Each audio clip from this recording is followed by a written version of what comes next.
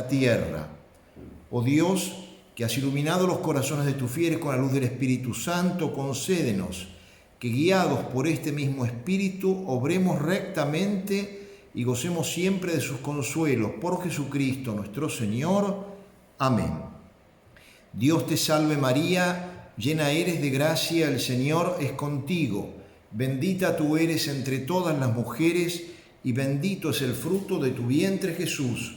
Santa María, Madre de Dios, ruega por nosotros pecadores, ahora y en la hora de nuestra muerte. Amén. Vamos a invocar también al Arcángel San Miguel en esta noche, que vamos a hablar también sobre los ángeles caídos, el que justamente es el que los precipita al infierno, por así decir. San Miguel Arcángel, defiéndenos en la batalla, sé nuestro amparo contra las perversidades y chanzas del demonio. Reprímale Dios, pedimos suplicantes, de tu príncipe de la milicia celestial, arroja al infierno con el mismo poder a Satanás y a los otros espíritus inmundos que andan dispersos por el mundo para la perdición de las almas. Amén. Santos ángeles custodios, rogad por nosotros. En el nombre del Padre, del Hijo y del Espíritu Santo. Amén. Bueno, como les decía la semana pasada, hemos tenido oportunidad de mirar brevemente el mundo de los ángeles buenos, toda esa maravilla creada por Dios, de ese mundo puramente espiritual, de una perfección para nosotros inimaginable, y veíamos estos ángeles que han respondido con fidelidad al Señor y que hoy son espíritus santísimos, que gozan de la presencia de Dios y que además se preocupan por nuestro destino. O sea, cada uno de nosotros tiene, como sabemos, un ángel custodio, un ángel de un poder y una inteligencia inimaginable para nosotros, que vela por nuestro camino al cielo. Pero hoy vamos a contemplar la otra parte, la parte tenebrosa, que ha ocurrido con aquellos ángeles que en lugar de responder a Dios con fidelidad, rechazaron a Dios, y que de ángeles creados en gracia, se sumergieron en la tiniebla del pecado, perdieron la gracia de Dios y perdieron, digamos, la bienaventuranza eterna, la posibilidad de ser felices con Dios. Vamos a mirar un poco todo eso. Yo para esto me he valido de varios libros que me han iluminado mucho. Primero, como lo estoy siguiendo, al padre Antonio Rollo Marín, que tiene un libro muy hermoso sobre toda la obra de Dios, se llama Dios y su obra, de sacerdote dominico. También me he valido del libro Quiero ver a Dios, un libro del padre María Eugenio del Niño Jesús, carmelita, que hace un comentario a una obra extraordinaria que son las moradas de Santa Teresa, que es un camino de la vida espiritual, y en el cual también él va a mencionar aquí cómo trabaja, sobre todo cuál es cómo actuar frente a las tentaciones y a las insidias del demonio. También me he valido de la obra de dos exorcistas, sobre todo del padre José Antonio Fortea, que tiene un libro que se llama La Suma Demoníaca, que es un tratado de demonología, en el cual desarrolla muchísimas cuestiones, algunas de las cuales voy a tratar si el tiempo me da, porque tampoco disponemos de demasiado tiempo en cada noche. Y finalmente también un libro espléndido de un sacerdote español, el padre Javier Luzón Peña, que se llama Las 6 puertas del enemigo, que es muy interesante, donde muestra también cuáles son los flancos que muchas veces se dejan abiertos al demonio. Ustedes saben, en el catecismo se nos decía que los enemigos del alma son el demonio, el mundo y la carne. O sea, nosotros tenemos una meta que es alcanzar el cielo, pero corremos el riesgo, mientras estamos en camino, corremos el riesgo de quizá no llegar a esa meta, y por eso es tan importante precavernos. O sea, es tonto no darnos cuenta cuáles son los riesgos que corremos. Si nosotros tenemos que hacer un viaje y sabemos que hay puntos que son riesgosos, bueno, nos vamos a precaver para reducir ese riesgo. Y eso es lo que yo pretendo con esta noche en el tema de los ángeles. El tema del mundo, ustedes saben que cuando hablamos del mundo como enemigo del alma, no nos referimos al mundo de la creación, que es una maravilla, lo que ha creado Dios, sino que el mundo son los ambientes en los cuales vivimos, muchas veces amistades, familia, que tienen criterios que evidentemente van contra el Evangelio y frente a los cuales es difícil luchar. Hoy en día, por ejemplo, fíjense los criterios antinatalistas que hay, o tantos otros, pero me pongo en este porque es un criterio que se ha extendido muchísimo. Mirar una familia numerosa ya se la mira como con cierto reparo, a ver cuándo van a parar, y lo dice incluso gente de iglesia. O sea, se considera que la prudencia es tener la menor cantidad de hijos que se pueda, digamos, y cuánta gente que dice, bueno, tengo el casalito, ya está, y no hablamos de gente mala, hablamos de gente que de misa dominical, pero que tiene criterios mundanos, criterios privar de la existencia una persona es una cosa gravísima, y mucho más a un posible hijo de uno, ¿no es cierto? O sea, y sin embargo, ¿cuántos matrimonios hay que muchas veces por razones fundamentalmente egoístas han privado de la existencia a una persona a venir al mundo? Lógicamente que hay razones y muy válidas en muchos casos para que un matrimonio decida no tener un hijo, pero en otros casos no. Lo pongo como un ejemplo del mundo. La carne se refiere a nuestras pasiones desordenadas, no solamente la lujuria y la gula, sino nuestra ira, nuestra pereza, o sea, todo aquello que nosotros llevamos y que si no lo cuidamos nos puede hacer un daño enorme. Pero hoy vamos a hablar justamente del enemigo que estoy mencionando, que es el demonio, que no es un solo ángel, sino que son muchísimos. ¿Quiénes son los demonios? ¿Quiénes son los ángeles malos? Bueno, vamos a ver que en primer lugar la existencia de los ángeles en gracia de Dios es parte de la fe de la Iglesia. Dios creó buenos a los ángeles y a los hombres, los creó en gracia, no los creó en pecado. Sin embargo, fíjense, sabemos que de hecho muchos pecaron. Dice el Apocalipsis que el demonio, más o menos la tercera parte de los ángeles se habrían ido con él. O sea, una multitud inmensa. Y de ángeles se convirtieron en demonios. La Sagrada Escritura, por ejemplo, tiene en San Lucas, cuando Jesús dice, veía yo a Satanás caer del cielo como un rayo. También Juan 8:44, el diablo no se mantuvo en la verdad porque la verdad no estaba en él. Mateo 25:41, apartados de mí, malditos, al fuego eterno preparado para el diablo y para sus ángeles. Segunda carta de Pedro 2:4, Dios no perdonó a los ángeles que pecaron, sino que precipitados en el tártaro los entregó a las prisiones tenebrosas, reservándolos para el juicio. Y en la primera de Juan 3:8, el que comete pecado, ese es del diablo, porque el diablo desde el principio peca. Los concilios de la Iglesia también definieron esto. El concilio cuarto de Letrán dice, por ejemplo, el diablo y los demás demonios ciertamente fueron creados por Dios buenos por naturaleza, mas ellos por sí mismos se hicieron malos. Lo que tenemos que entender acá es que Dios a nosotros y a ellos nos creó libres. El pecado nunca, nadie puede decir yo me condené porque me tocó, porque no tuve suerte, porque no. Uno de los motivos también de mucho odio del condenado será saber que él eligió libremente ese estado. No es lo que Dios le propuso, todo lo contrario. Dios nos propone siempre el bien. En el caso de los ángeles hay un agravante, que es que los ángeles, a diferencia nuestra, tienen un conocimiento mucho más perfecto. Y ellos sabían positivamente lo que significaba apartarse de Dios.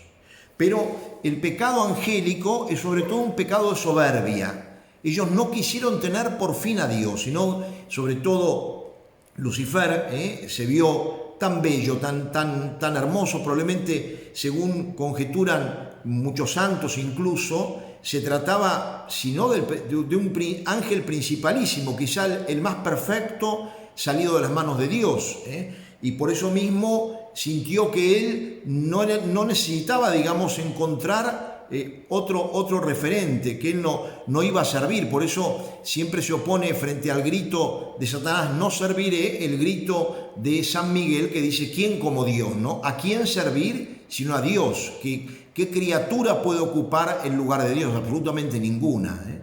Entonces, el primer pecado fue probablemente pecado de soberbia, que hizo que ellos no quisieran servir a Dios.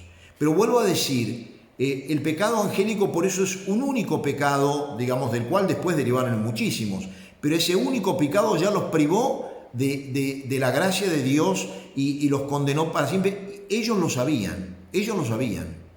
Es un misterio la malicia y la iniquidad, ¿no? Y al mismo tiempo luego el pecado de envidia.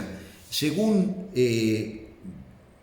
conjeturan muchos, los ángeles, de alguna manera, Dios les reveló el plan de la creación. Y entonces les reveló la posibilidad de que un hombre, un ser por naturaleza inferior a ellos, iba a tener una dignidad superior y que ese hombre lo iban a tener que servir.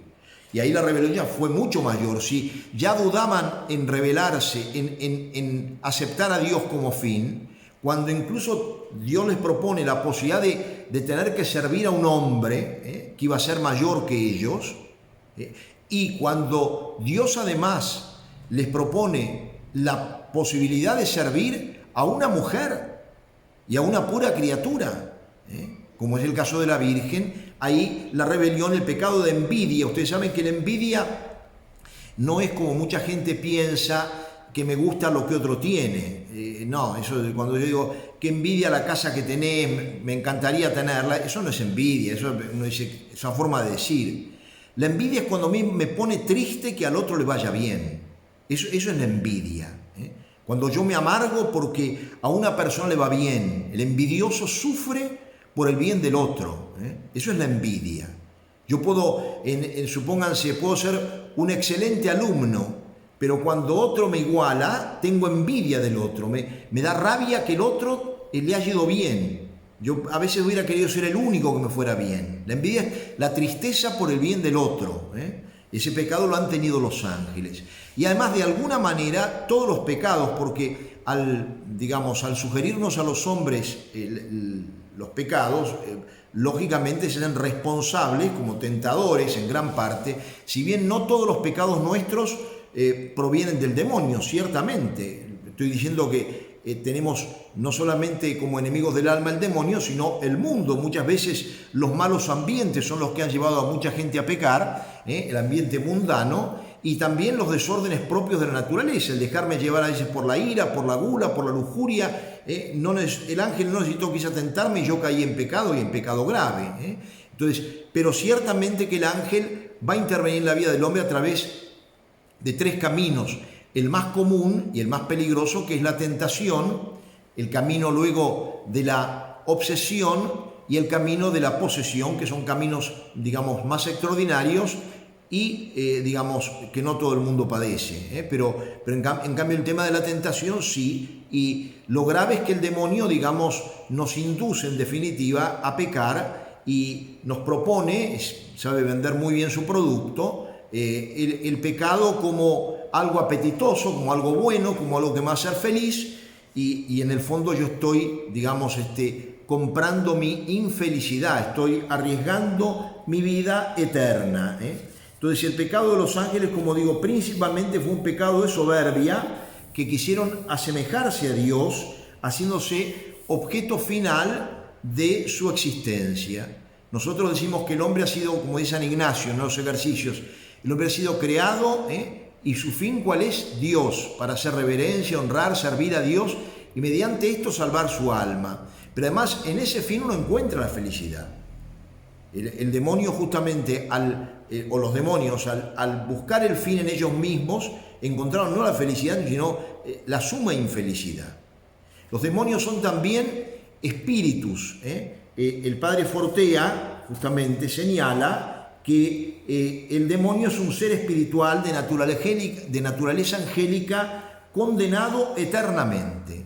No tiene cuerpo. Acordémonos que es un ángel. Los ángeles nosotros los representamos con cuerpo porque nosotros no podemos imaginar, no tenemos posibilidad de imaginar algo fuera de lo corpóreo. Pero los ángeles son espíritus puros, como es nuestra alma. Es un espíritu encarnado.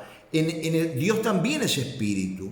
Y miren, la belleza de lo espiritual es mucho mayor a la belleza de lo físico. Eso lo podemos a veces atisbar de alguna manera. Uno de pronto, miren, mirando la mirada de una persona, uno dice, qué persona tan buena. O la belleza a veces. Uno puede, supongamos, un caso que creo que todos conocemos, Santa Teresa de Calcuta. Santa Teresa de Calcuta tiene una belleza espiritual. No es una belleza física, es una belleza espiritual. Uno dice, es un rostro que yo lo he visto en muchas casas, y que la gente lo contempla descansando en ese rostro, la mirada de un niño. En cambio, fíjense a veces lo tremendo que es la mirada, que es como, el ojo se dice que es como la ventana del alma, ¿no? Y una mirada de codicia, una mirada de lujuria, una mirada de odio, a veces uno dice, qué horror, lo que vi, qué espanto, como que uno dice, qué porquería que hay ahí adentro, que he podido mirar una cosa que a mí me impactó tan mal. En cambio, al contrario, yo siempre comento que para uno como sacerdote, por ejemplo, la administración de los sacramentos, las primeras comuniones, uno cuando ve la mirada del niño que comulga, es una cosa tan hermosa en ese momento, esa mirada llena de inocencia, llena de alegría, de recibir, llena de fe también. Uno dice, qué maravilla, Uno es como que entra en el alma. A veces Dios nos permite, bueno, lo que será el día de mañana contemplar el cielo. Piensen que Dios, como lo he enseñado varias veces, no tiene belleza, sino que Dios es la belleza. Nadie puede dar lo que no tiene. Todo lo bello que hay en el universo proviene del Dios bello. Toda la bondad que hay en el universo proviene del Dios bueno. Por eso Dios no tiene bondad, Dios es la bondad. Dios es la verdad. Dios se identifica con cada una de sus perfecciones. Los ángeles pecan. Pecan, dice aquí en el capítulo 12 de Apocalipsis, que hubo un combate en el cielo. Pensemos que no es un combate físico, más allá de que a San Miguel lo representamos a veces con una armadura, pero no se trató de un combate físico. Fue un combate espiritual, meramente espiritual, de razones por un lado por otro, combate que no se manejó en el tiempo nuestro. Los ángeles tienen otro tiempo, Santo Tomás lo llama el Evo. No voy a explicar ahora porque sería muy largo, muy complicado, pero es otro tiempo. Pero un tiempo que para nosotros era instantáneo, pero para ellos no. Entonces hubo en ese combate como argumentos, por así se puede decir, en favor del servicio a Dios y en favor del rechazo de Dios. Los ángeles malos luchaban tratando de imponer, y hubo ángeles buenos que quizá pasaron después de ser malos, y malos que fueron convencidos que volvieron a ser buenos. Antes de pero llegó un momento en el cual ya la posición estaba tomada.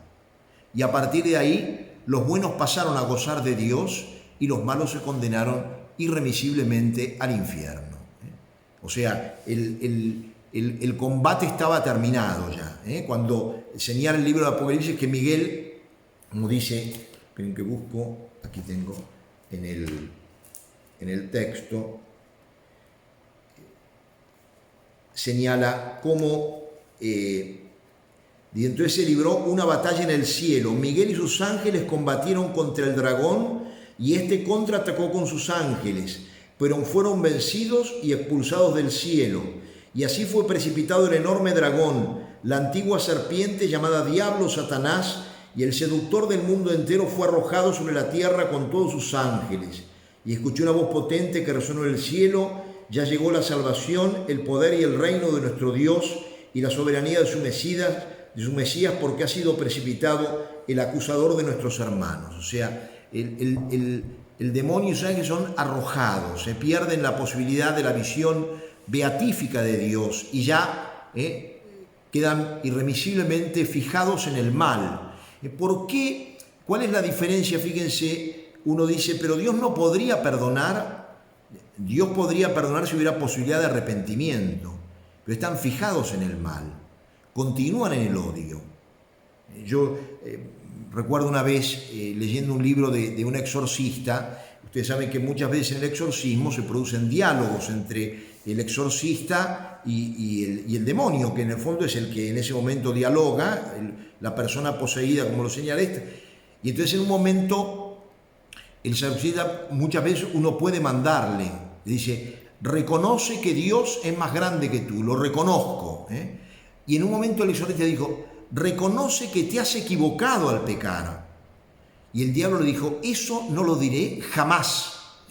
No está arrepentido, no está arrepentido. Odia a Dios, lo odia con toda el alma, porque él consideró que no era necesario para él Dios. La decisión que tomó la tomó con total claridad. Sabía a lo que se y prefirió todo ese mundo perverso y de dolor antes que permanecer con Dios. El misterio del odio. Un odio que nosotros, y que muchas veces en lo humano también se da. Es tremendo, ¿no? Cuando uno odia, es como si a mí me dicen: mira, estoy muerto de hambre, y me dicen: en esa casa te van a dar de comer. Y yo digo: ahí no entro, porque yo a esa persona la odio, prefiero morirme de hambre antes que recibir algo de esa persona. Bueno, el demonio no rechaza a Dios, definitivamente, él y todos los ángeles, y los condenados también, quedan fijados en el mal. No hay posibilidad de arrepentimiento. Ese es el drama, que quedan fijados en el mal. Si se arrepintieran por un imposible, digamos, Dios perdonaría. Dios no odia al demonio, Dios no tiene odio, Dios es amor. Pero el demonio está fijado en el odio, está fijado en el odio. Tremendo lo que él ha hecho.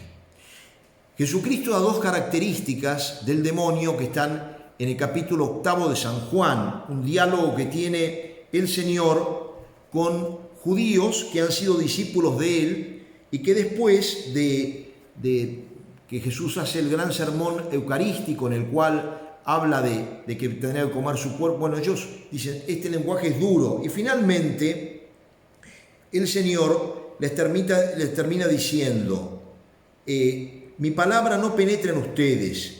Yo digo lo que he visto junto a mi Padre y ustedes hacen lo que han aprendido de su Padre. Ellos le replicaron: nuestro padre es Abraham. Jesús le dijo: si ustedes fueran hijos de Abraham, obrarían como él. Pero ahora quieren matarme a mí, al hombre que les dice la verdad que ha oído de Dios. Abraham no hizo eso, pero ustedes obran como su padre. Ellos le dijeron: nosotros no hemos nacido de la prostitución, tenemos un solo Padre que es Dios. Jesús lo va a quitar, le dice. Jesús prosiguió: si Dios fuera su Padre, ustedes me amarían, porque yo he salido de Dios y vengo de Él. No he venido por mí mismo, sino que Él me envió. ¿Por qué ustedes no comprenden mi lenguaje? Es porque no pueden escuchar mi palabra. Miren lo que dice: ustedes tienen por padre al demonio y quieren cumplir los deseos de su padre. Desde el comienzo, él fue homicida y no tiene nada que ver con la verdad, porque no hay verdad en él. Cuando miente, habla conforme a lo que es, porque es mentiroso y padre de la mentira. Pero a mí no me creen porque les digo la verdad. Uno, mirando el tiempo que nos toca vivir, puede decir realmente qué tremenda que es la presencia satánica en nuestra época, porque como nunca la muerte injusta, el homicidio, está presente. Pensemos los millones de niños abortados, y el aborto extendido en la mayor parte de los países del mundo como un derecho. Matar a un inocente. Actualmente está llegando también, a través de la eutanasia, también a matar a los ancianos. Pero también pensemos los muertos en las guerras. Y los muertos a veces por la mala distribución de bienes, la cantidad de gente que muere realmente por la falta de alimentos, por la falta de medicación. O sea, como nunca quizá el mundo hoy tiene ese carácter homicida. Pero también la mentira. La mentira se ha extendido de un modo impresionante, en gran parte porque los medios de comunicación, que podrían ser bien utilizados, y de hecho en ocasiones lo son, en gran parte, en su mayor parte, están en manos del enemigo. Y entonces la mentira es lo permanente. Uno no sabe qué creer, pero uno sabe que se miente muchísimo. Y el poder de la mentira es tremendo. Hoy en día ese aspecto, ¿no?, del demonio, a través, esa presencia que uno tiene que aprender a reconocer del demonio a través de la mentira y a través de la muerte. Las dos características que Jesús va a dar de Satanás, del demonio, mentiroso y homicida. Porque, digamos, le repugna la vida, porque también la vida nuestra, fíjense, toda persona que viene a este mundo viene de las manos de Dios, viene con un plan sobrenatural, viene con la posibilidad de llegar a ser hijo de Dios. Y el demonio sabe que de alguna manera es lo más dañino que puede hacer, frustrar ese plan, impedir que esa persona pueda desarrollar el camino para el cual Dios lo creó, evitarlo de todas maneras. Por eso lo perverso del aborto, ¿no? El daño tremendo, más allá de que el aborto destroza enormemente a las personas que participan en él. ¿Cuántas veces a mí como sacerdote me ha tocado, he tenido, lo considero una gracia, ¿no?, la posibilidad de perdonar muchas veces el aborto, pero a veces la que no se perdona es la mujer que ha abortado. Es decir, cómo tenemos que comprender el daño enorme, ¿no?, que hace el demonio a través de todo esto. Y cómo influyen las legislaciones del mundo. Una de las cosas que uno se plantea a veces es si los demonios, porque entre ellos se odian también, pero se unen muchas veces para sus planes perversos.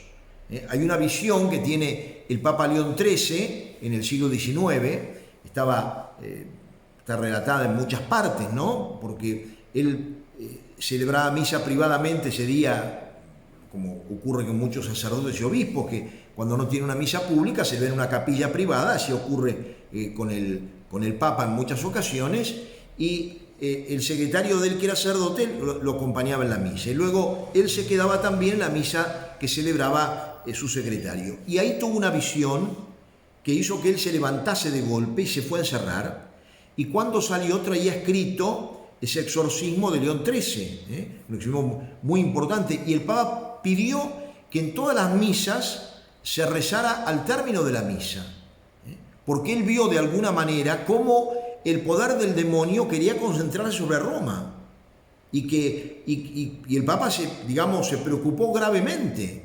Dijo, esto hay que contrarrestarlo. Y por eso la oración que hemos rezado al comienzo de la misa, los más grandes de acá recordarán que años atrás se rezaba cuando terminaba la misa.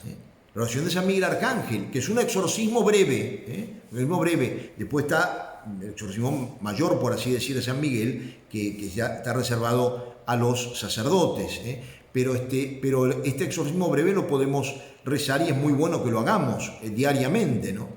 Entonces, volviendo al tema, el demonio es homicida y mentiroso por naturaleza.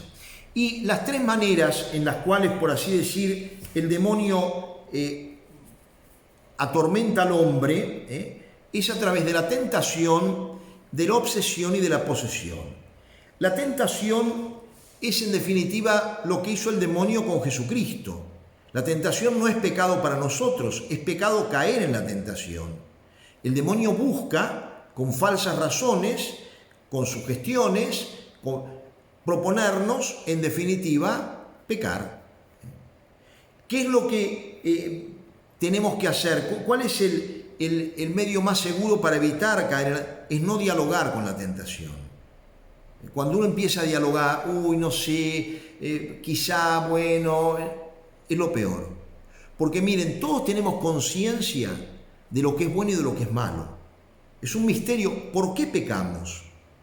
Porque si yo dijera, miren, ¿cuál es la diferencia que hay entre un error y una mentira? En los dos casos se dice algo falso, pero cuando yo me equivoco, no tengo conciencia de pecado.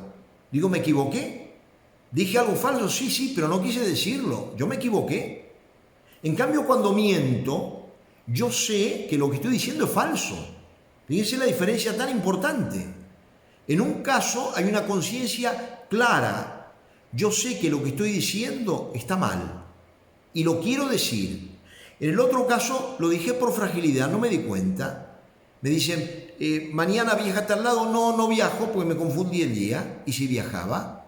Dije una cosa falsa, pero no hay conciencia de pecado. ¿Por qué pecamos?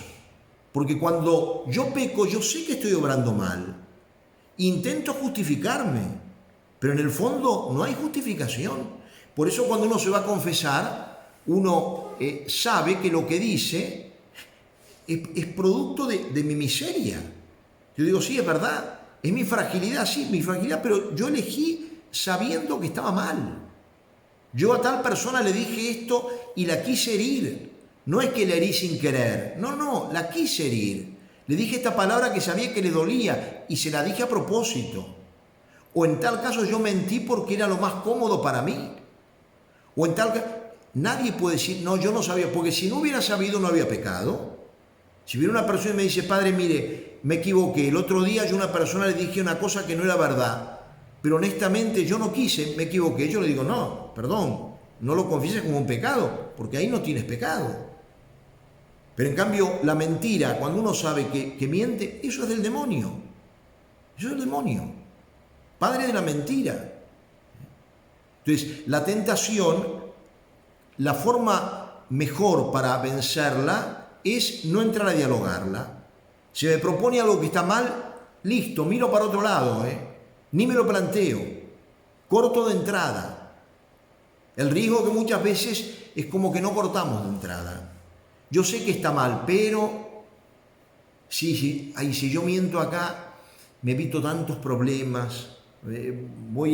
Sí, ya sé que está mal, pero bueno, una vez, mirá, y cuántas excusas, ¿no? Cuántas veces la gente dice, sí, bueno, yo lo entiendo, pero mirá, no se puede, todo no se puede hacer. Entonces uno dice, bueno, entonces Dios propone un evangelio imposible de cumplir. O sea, Dios cuando nos pide algo es porque Él nos va a dar la gracia para poder cumplirlo. Dice la Escritura que Dios no va a permitir nunca que seamos tentados por encima de nuestras fuerzas. Y eso lo sabemos porque la conciencia de pecado la tenemos cada uno. A mí me ha pasado muchas veces, viene una persona, por ejemplo, y me señala de pronto que ha tenido un arranque de ira muy grande y que insultó. Y yo digo, bueno, pero quizás estaba muy nervioso. Me dice, no, padre, perdóneme, yo sé lo que... Mire, lo hice mal, yo quise hacerlo, yo me daba cuenta que estaba mal, pero lo quise hacer. Uno sabe que está mal. El demonio nos tienta, la tentación es el arma que utiliza con más frecuencia. Desde la primera tentación, Adán y Eva, él sabe cómo en esa tentación se resumen todas las formas de tentación, ¿no? Dice que cuando Eva, primero el demonio empieza mintiendo, ¿no? Le dice, miren, así que Dios les prohibió comer de todos los árboles. No, de todos no, únicamente de este. Porque dijo, ¿y por qué? Bueno, porque si comemos, no, que van a morir, van a ser como dioses, ya toda la mentira. Y Eva dice que vio el fruto y le pareció apetitoso para la vista. O sea, empezó a mirar la forma, el color, todo lo que tiene que ver con los sentidos. Ahí estaban todos los pecados que tienen que ver con el cuerpo, la gula, la lujuria, todo eso. Después le pareció hermoso la vanagloria, el hecho y finalmente apto para lograr sabiduría, para poder tener ese discernimiento que le prometía el demonio. Y ahí era como un resumen de todas las tentaciones que la va a reiterar también el demonio en las 3 tentaciones de Cristo. Haz que estas piedras se conviertan en pan, la primera tentación. Es la tentación con las cosas sensibles, con lo material, con el cuerpo, con esto. Cristo le va a decir, no tentarás al Señor tu Dios. La segunda tentación, el Señor le va a decir, no solo de pan vive el hombre, sino de toda palabra que sale de la boca de Dios. Segunda tentación, arriba del templo, tírate abajo, toman que es santo, lo atajaron los ángeles. Y Jesús le dice, no vas a tentar al Señor tu Dios. La tercera tentación, la soberbia. Póstrate y yo te daré todos los reinos de la tierra. Y entonces Cristo dice, no, al único que adorarás es el Señor tu Dios. Y dice, agotadas todas las formas de tentación, el demonio lo dejó y los ángeles lo servían. Entonces, vuelvo a decir, el tema de la tentación es un tema importante. Y luego tenemos la obsesión o turbación, que es el demonio cuando actúa alrededor. Una de las cosas importantes que señala Santa Teresa es que no tenemos que tener miedo. El demonio busca muchas veces meternos miedo. No tenemos que tener miedo. En la medida que estamos en gracia de Dios, tenemos a nuestro ángel guardián, pero tenemos a nuestro Padre y a nuestra Madre, la Virgen. No tenemos que tener miedo frente al diablo. Eso no lo tenemos. Tenemos que rechazar esos pensamientos. Entonces, en algunos casos el diablo se ha valido, como el caso, por ejemplo, más famoso, el cura de Ars, el padre Pío de Pietrelcina, de signos extraordinarios, de golpes, ruidos, esto, lo otro, mueve las cosas de afuera, por así decir, para que uno se impresione. Y finalmente la posesión es cuando el demonio entra, y esto siempre hay una permisión divina, no sabemos por qué, Dios lo permite en algunos casos. Y siempre que permite Dios es porque algo bueno va a sacar de todo eso, aunque el demonio busque lo malo. En este caso, la persona pierde por momentos el gobierno de su cuerpo. El cuerpo se lo maneja el diablo. Ayer justamente en la misa se leía el Evangelio de los endemoniados de Gerasa que va a expulsar el Señor. Ahora fíjense, lo más peligroso no es, y esto les digo, lo sé claramente, lo más peligroso no es estar poseso, lo más peligroso es estar en pecado mortal. Un poseso puede no estar en pecado mortal, y de hecho cuando se inicia un proceso de exorcismo, lo primero que busca el sacerdote es devolver a ese hombre o a esa mujer que está poseso la gracia de Dios, y se puede tranquilamente. La persona se arrepiente y eso no quiere decir que el demonio se vaya a ir porque está en gracia de Dios, no. La persona puede estar en gracia de Dios y puede estar posesa, pero si se muere se va al cielo, Pero en cambio si está en pecado mortal, aunque no esté poseso, se va al infierno. Pequeña diferencia. Sin embargo, a nosotros parecía que nos impresiona mucho más un poseso que una persona que no está en gracia. Es mucho más grave que el alma mía esté en poder del demonio, que es lo que ocurre cuando yo estoy en pecado mortal, he perdido la condición de hijo de Dios, he perdido la gracia. La palabra desgraciado es una palabra de origen cristiano, perdiste la gracia.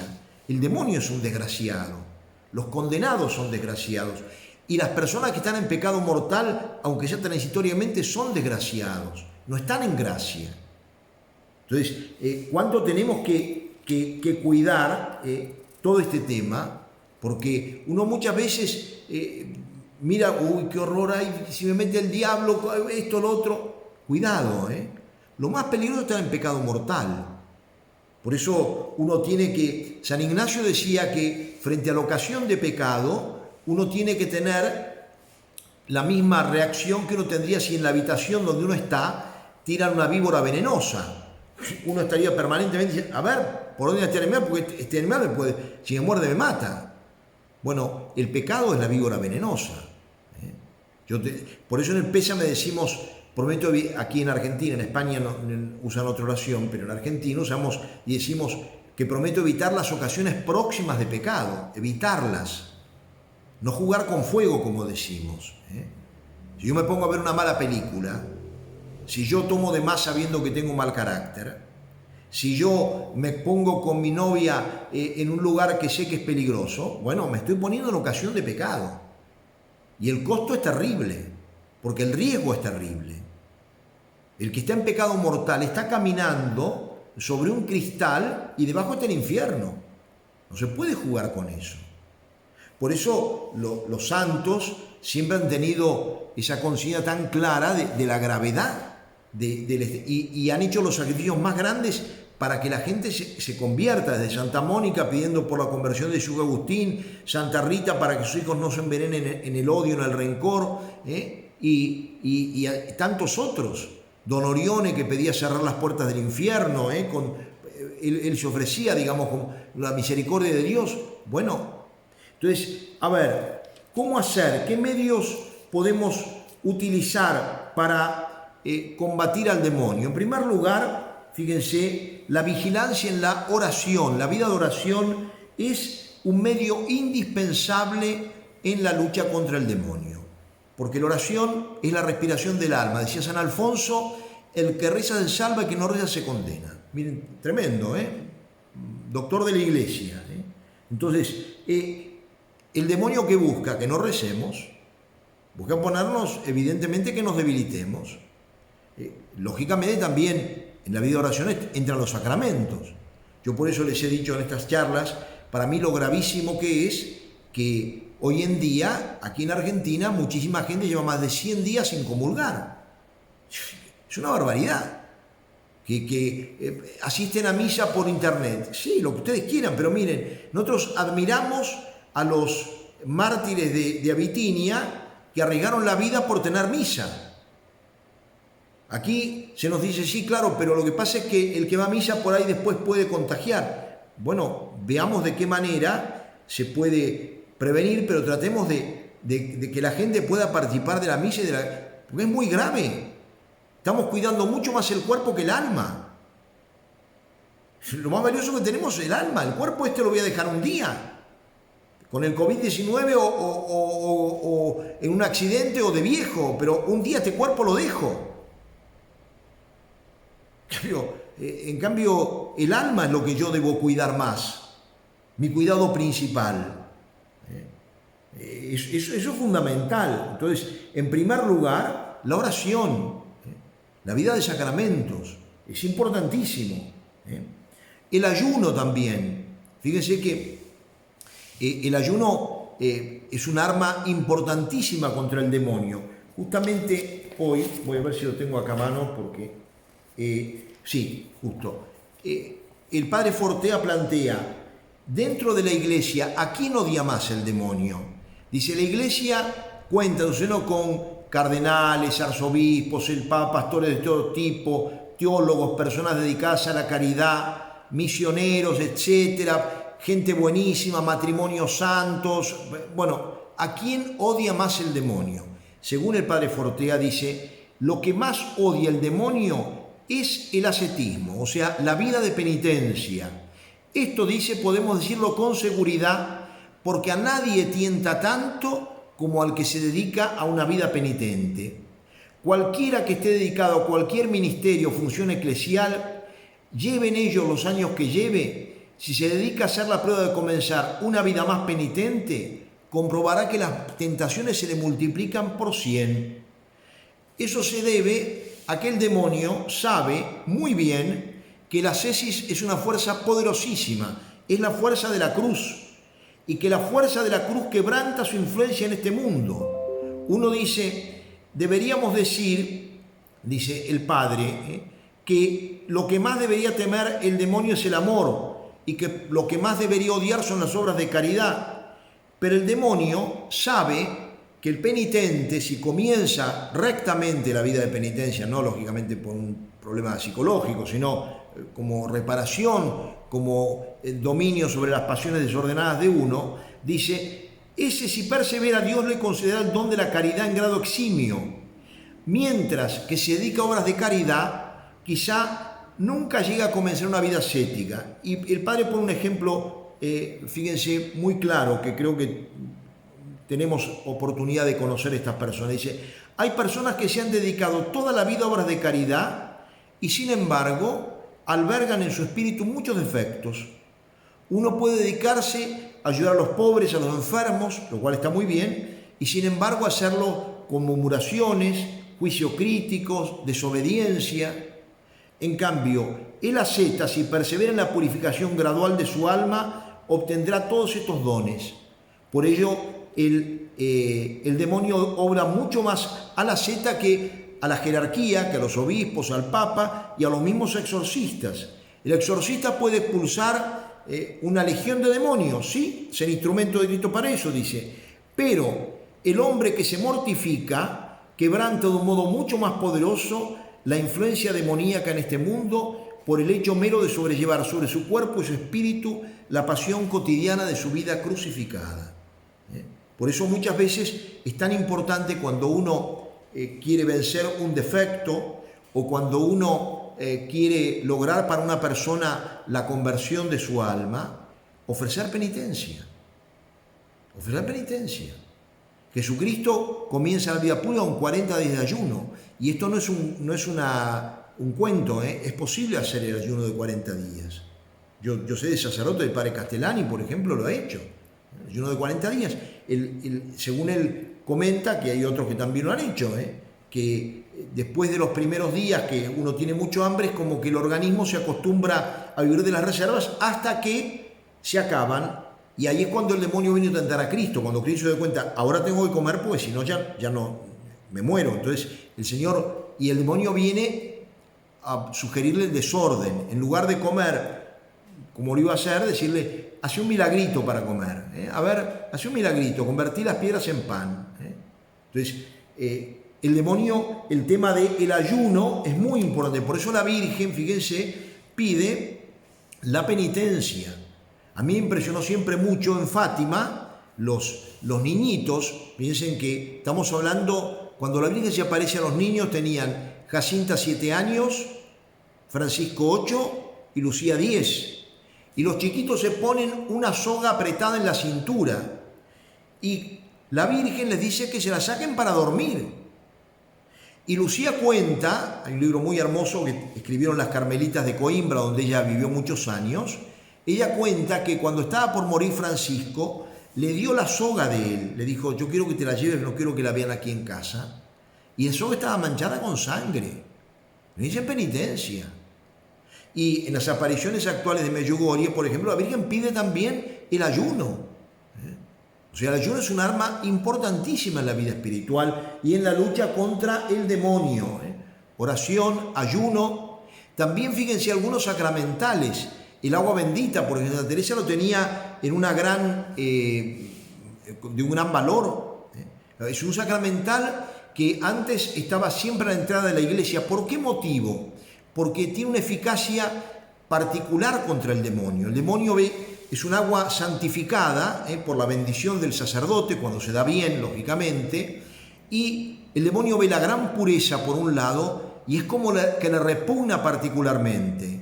Uno a veces pregunta, ¿por qué me distraigo tanto en misa? Probá de santiguarte con agua bendita, y seguramente muchas distracciones no te van a venir. ¿Por qué? Pueden venir distracciones, sí, por mi debilidad, por mi fragilidad, pero no por el demonio. El demonio ve como con una coraza como yo tengo la agua bendita. Por eso la importancia a veces de tener la pila de agua bendita a la entrada de la iglesia, que hoy en día muchas iglesias es un adorno. El agua bendita no es un adorno. Santa Teresa señala la gran eficacia que tiene en el uso del agua bendita. Es muy importante también luchar con energía. No ser timorato en la lucha contra el demonio. Viene la tentación, la rechazo. Algunos puntos que voy a tratar brevemente, porque ya me doy cuenta que estamos cerca del fin, pero que me parece importante para mencionar. Por ejemplo, un aspecto que es muy hermoso, que es el tema de cuál fue la criatura más excelsa creada por Dios, la Santísima Virgen o Lucifer o Satanás, que aunque algunos ahorita dicen que se trata de dos ángeles, digamos, o el más poderoso de los ángeles, el más bello de los ángeles. ¿Quién fue? La palabra Lucifer significa estrella de la mañana. Nadie tiene que extrañarse de que un ser maligno, ahora ya monstruoso, tenga un nombre tan bello, porque Dios lo creó en gracia de Dios, ¿no? Lo cierto es que este era su nombre antes de caer. Se da por supuesto de que era la naturaleza probablemente más perfecta de entre los ángeles. Ahora, él fue creado en un estado de naturaleza pura, más perfecto, porque, como lo dice el Salmo 8, el hombre es inferior a los ángeles. Dice, ¿qué es el hombre para que le hagas tanta cosa? Lo hiciste un poco inferior a los ángeles. O sea que, desde el punto de vista de la naturaleza, era más perfecto, si se quiere, Lucifer que la Santísima Virgen. Pero la Virgen va a llegar, por sus méritos, a ser la reina de los ángeles, a exceder largamente la santidad de los ángeles. Fíjense, el padre Forte hace una comparación muy hermosa, dice, uno es la criatura más perfecta por la naturaleza, la otra por la gracia. Uno se corrompe, Satanás, ella se santifica. Uno quiere ser rey y no servir, y al final no es nada. Ella quiere ser nada y servir, y al final es reina. Uno fue creado para ser la estrella de la mañana angélica, Lucifer. Ella, María, acabó siendo la estrella de la mañana de la redención, es decir, la estrella que en el firmamento anuncia la nueva era del Mesías. Por eso se la conoce con ese nombre tan hermoso, ¿no? De estrella del mar, a la Virgen. La primera estrella cayó del firmamento angélico, Lucifer. La segunda estrella se elevó en el firmamento de los santos. La primera estrella, que era solo espíritu, cayó a tierra. La segunda estrella, que tenía cuerpo, ascendió a los cielos. Lucifer no quiso aceptar al Hijo de Dios hecho hombre. La Virgen no solo lo aceptó, sino que lo acogió en su seno. Lucifer era un ser espiritual que finalmente se hizo peor que una bestia, sin dejar de ser espiritual. Ella era parte de un ser material que finalmente se hizo mejor que un hombre, sin dejar de tener cuerpo, mejor que un ángel, sin dejar de tener cuerpo. Lucifer se bestializó, por eso las imágenes, fíjense que está bien hecho, ¿no? Cuando se dibuja al demonio como un hombre desnudo, pero con cuernos, ¿no? ¿Por qué como hombre? Porque es la forma de expresar que es racional, que tiene inteligencia, pero bestializado, ¿eh? Y al ángel, en cambio, se lo dibuja vestido también como hombre con alas. ¿Por qué? Porque, digamos, se quiere mostrar también que es un ser racional, pero las alas hablan de la exactitud, ¿no? del estar, de lo sutil que es el ángel. Ahora hay una única estrella de la mañana, que es la Santísima Virgen. Ella es la estrella de la mañana que brilla con la luz de la gracia, mucho más bella e intensa que la luz del primer astro, que era la de Lucifer, que brilló un tiempito nomás, y luego los ángeles hoy en día ya ni recuerdan eso, sino que contemplan la maravilla de la luz de la Virgen, ¿no? La belleza que es la Santísima Virgen, que es la estrella del cielo, ciertamente, cuando Lucifer ahora es la estrella de la oscuridad en el firmamento de la desdicha, del dolor, de la tristeza, ¿no? Entonces, eso por un lado. Por otro lado, fíjense, uno se plantea, hay temas en los cuales hay que tener cuidado. Por ejemplo, ¿interviene el demonio en el horóscopo, en el tarot y otras formas de adivinar el futuro? En principio, el diablo interviene cuando se lo invoca, y estas formas de adivinar el futuro no se suele invocar al demonio, pero son prácticas supersticiosas. Pero ¿cuál es el peligro? Que uno, a través de estas prácticas, quiera el día de mañana llegar a invocar al demonio para conocer algo del futuro. Y el demonio no conoce el futuro.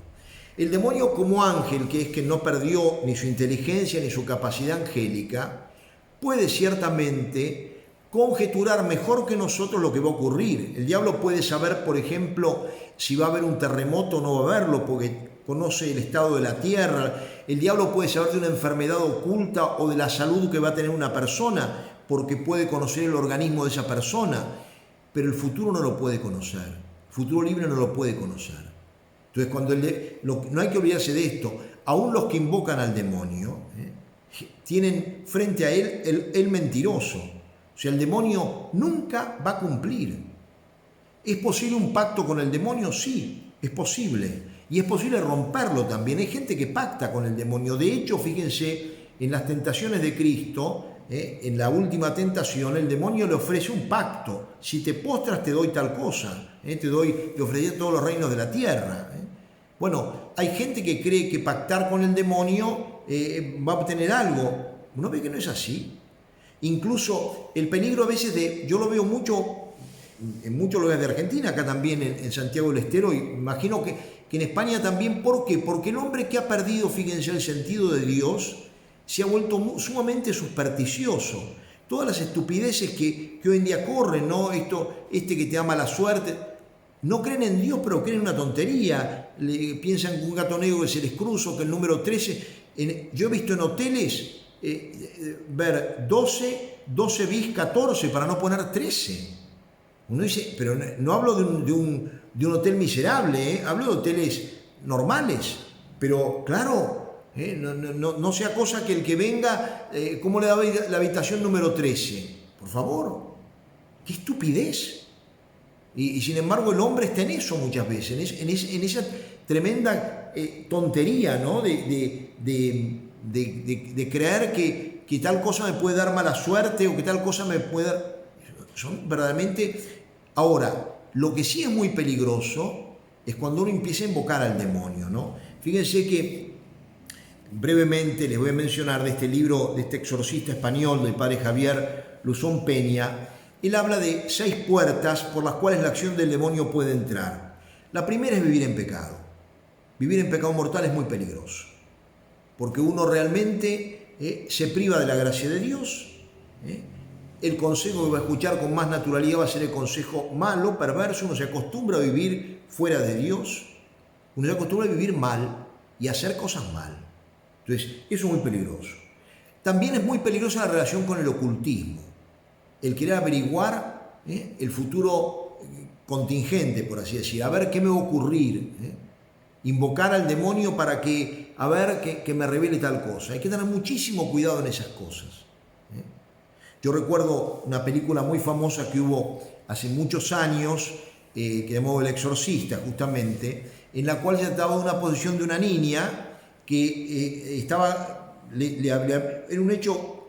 La película, si bien tenía cierto asidero real, después, por supuesto, como toda película, tenía mucho de imaginación y todo, pero el hecho concreto había ocurrido y a esta chica le había entrado prácticamente por el uso del ocultismo. Había empezado con el tablero Ouija, que es el juego de la copa. Esos juegos son muy peligrosos, no conviene hacerlos, no conviene jugar con ese tipo de cosas. El futuro es de Dios y el diablo mete la cola. Otro punto importantísimo, fíjense, es el rencor.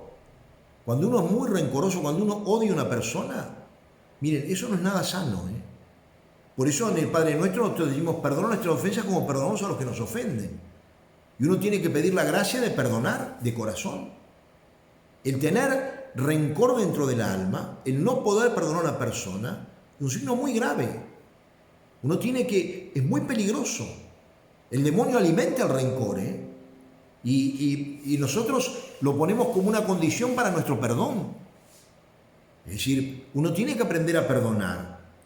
Después también, a veces, los maleficios recibidos. El maleficio, fíjense, es una operación en la cual se invoca al demonio para hacer un daño a una persona.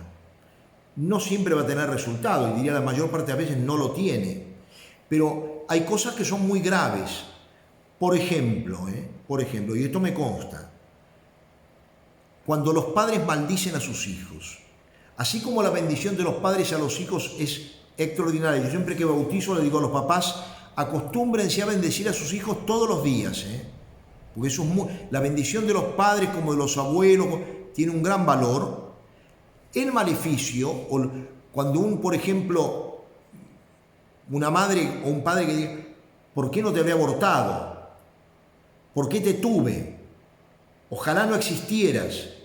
Cosas son muy peligrosas, y hacen mucho daño en la persona.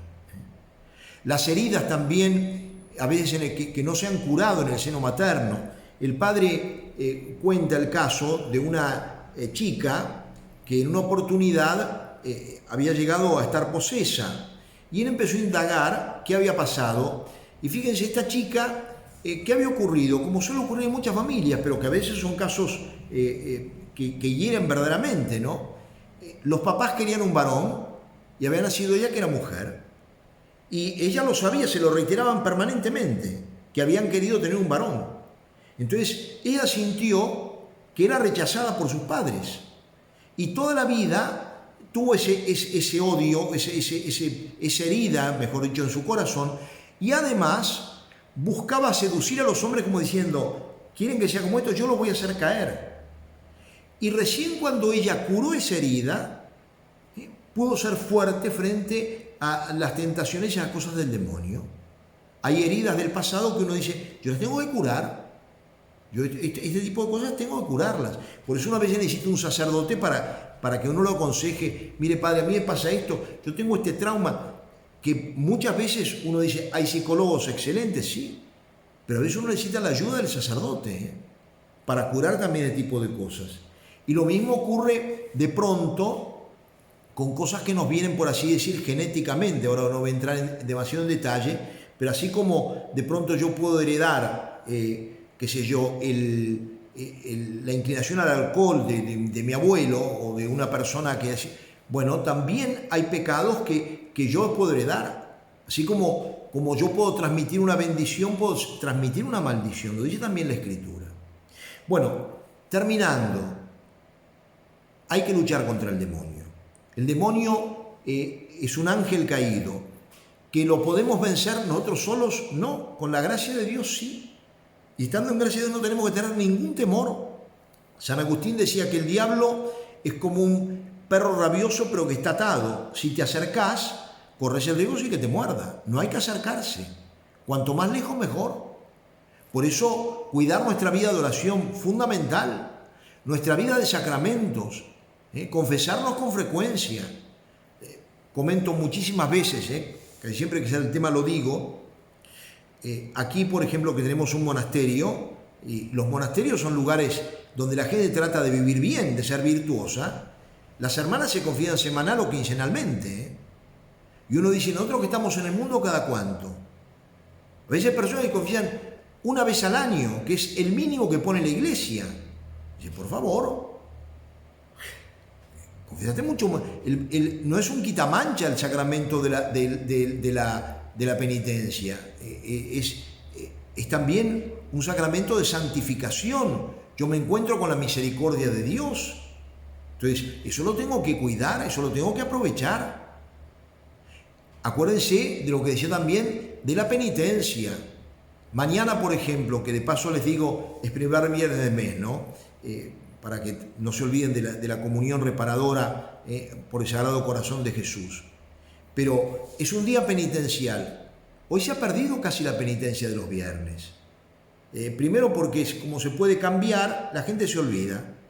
Pero incluso si yo voy a comer pescado o voy a comer una pizza sin carne, pero me como un pescado espectacular, bueno, de penitencia tiene muy poco. Me como una cazuela de marisco, qué penitencia, es una maravilla. Por favor, eso no tiene sentido.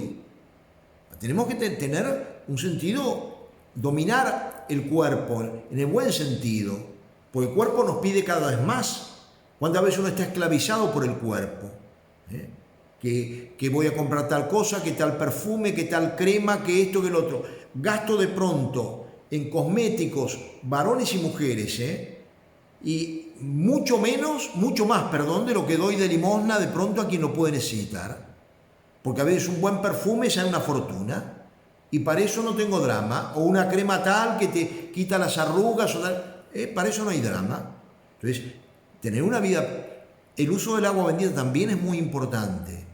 Y el recurrir a los ángeles buenos, la devoción al ángel de la guarda, a San Miguel Arcángel, a los santos, las reliquias de los santos también protegen muchísimo, y la devoción ciertamente a la Santísima Virgen María. Si algo odia el demonio es la invocación de la Virgen, porque es la mujer que le aplasta la cabeza, como lo dice llama el protoevangelio, es el primer anuncio del evangelio, cuando después del pecado original Dios le dice al demonio: pongo enemistad entre ti y la mujer, entre tu descendencia y la suya, ella te aplastará la cabeza y tú pondrás acechanzas al talón. Y es así, la Virgen aplasta con Jesucristo la cabeza del demonio y lo liquida realmente, ¿no? Pero el odio del demonio frente a la Virgen lo humilla mucho más. Por eso Jesús quiere vencer también por medio de su madre. Por eso el papel tan importante de la Virgen en estos últimos tiempos.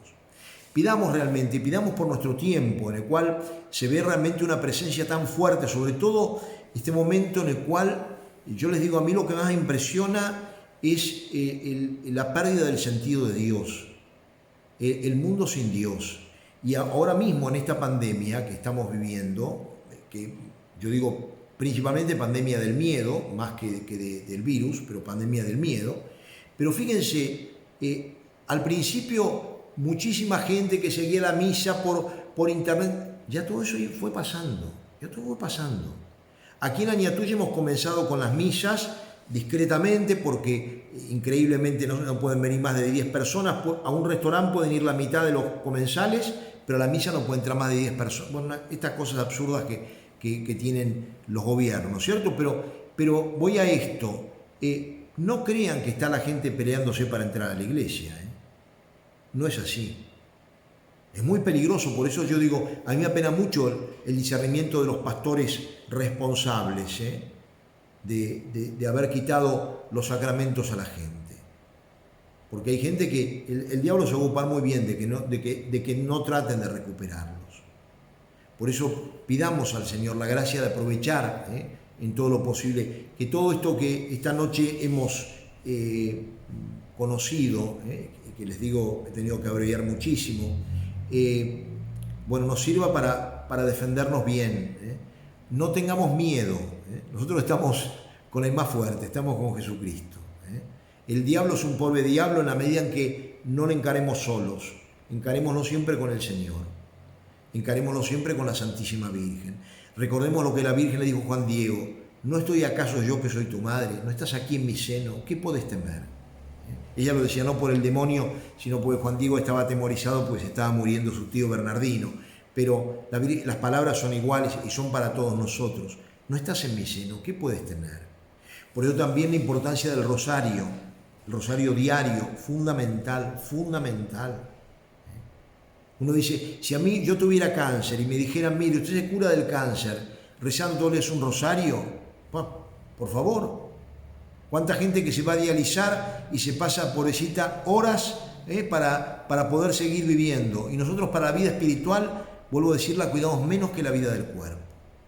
Pidamos a la Virgen María que nos haga tomar conciencia de que estamos muy cerca, de que el cielo nos aguarda, de que el diablo no puede ser que nos prive del cielo, que al contrario, que sea, mal que le pese, un instrumento más para que nosotros crezcamos en la santidad, porque cuando vencemos la tentación, crecemos en la gracia de Dios y el diablo se convierte en instrumento de santificación, como lo ha sido para tantísimos santos, que el diablo odia porque, y claro, Santa Teresa dice que cuando un alma ya es muy santa, el demonio no quiere ni tentarla porque dice, pierdo, y encima lo hago más santo o la hago más santa.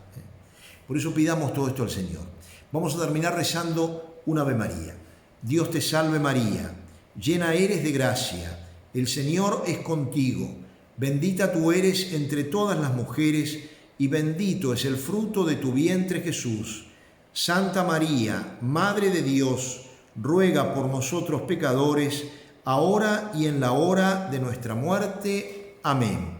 San Miguel, San Gabriel y San Rafael, rueguen por nosotros. Santos ángeles custodios, rueguen por nosotros.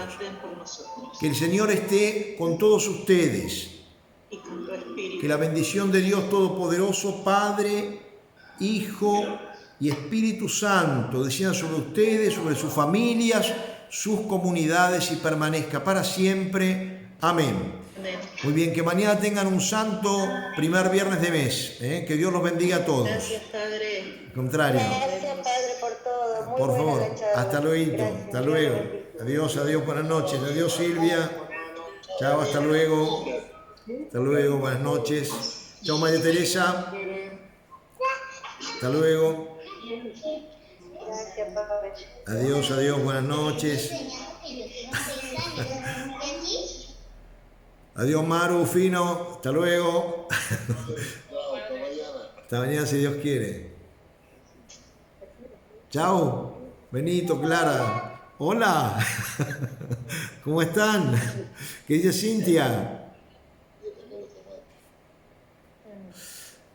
Silvia, Eduardo. Hasta luego, María Rita. También toda la familia Werling que están por ahí metidos. Gracias. Hasta luego.